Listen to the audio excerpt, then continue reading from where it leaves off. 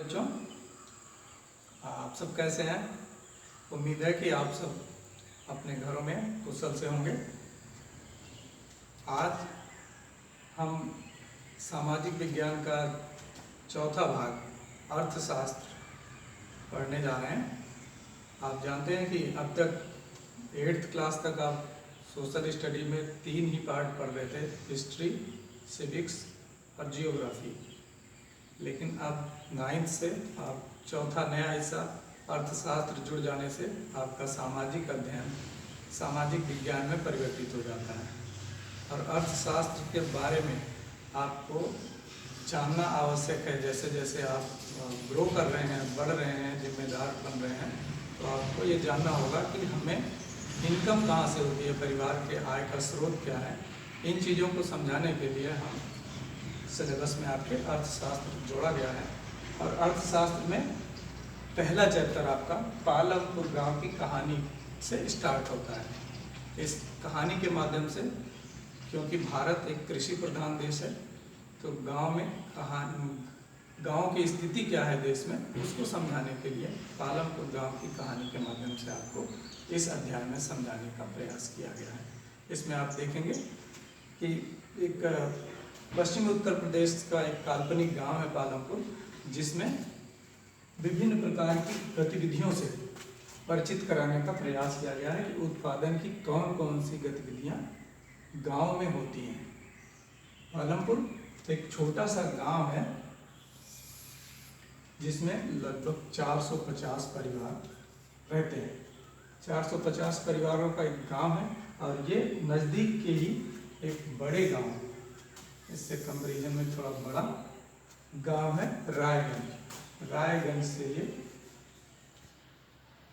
जुड़ा हुआ है। रायगंज से पालमपुर गांव की दूरी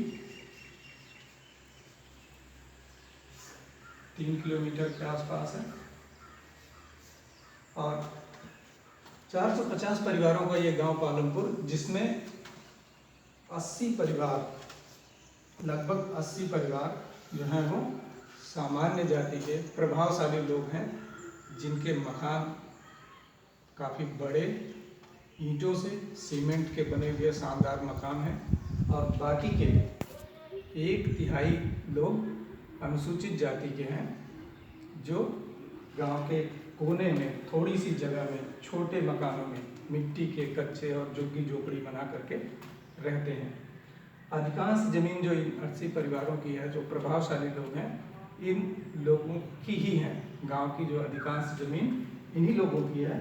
इनमें से ज़्यादातर लोग भूमिहीन हैं या जिनके पास बहुत थोड़ी जमीन है। और दूसरी बात, ये पालमपुर गांव रायगंज कस्बे से, गांव से, बड़े गांव से जुड़ा हुआ है और इससे नज़दीक ही छोटा कस्बा है। कस्बा है आपका शाहपुर।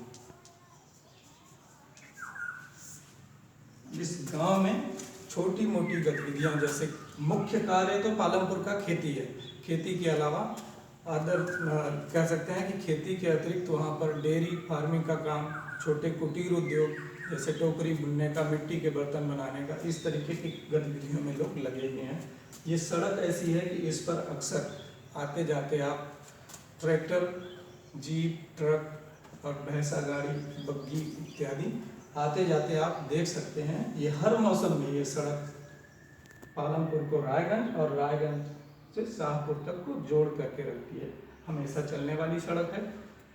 पालमपुर गांव में बिजली पर्याप्त है, लगभग हर परिवार में बिजली का कनेक्शन है और खेतों को पानी भी नलकूप से, ट्यूबवेल के द्वारा सिंचाई होती है। पर्याप्त फसल होती है। लेकिन खेती में कुल मिलाकर के जिनके पास ज़मीन है अपनी, उन्हीं को उसका ज़्यादा लाभ होता है। जो 1/3 परिवार अनुसूचित जाति के लोग हैं, वो उतना सक्षम नहीं है। इस प्रकार से अदर जो वर्क है, जैसे दुकान या फिर आपका डेयरी फार्मिंग या फिर गुड़ बनाने का काम, खेतों में गन्ना उत्पादन करके, इन सारे कामों में भी लोग इन्वॉल्व हैं, लोग लगे हुए हैं।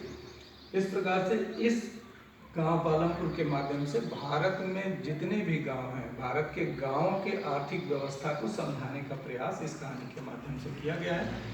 अब इसमें देखेंगे पालमपुर में 2 प्राथमिक विद्यालय, एक हाई स्कूल, एक राजकीय चिकित्सालय सरकारी अस्पताल और एक प्राइवेट दवा की दुकान निजी औषधालय भी है, जहाँ पर लोग अपने घर वालों की देख रेख के लिए, उनके उपचार के लिए ले जाते हैं और वहाँ से उनको उचित उपचार मिल पाता है।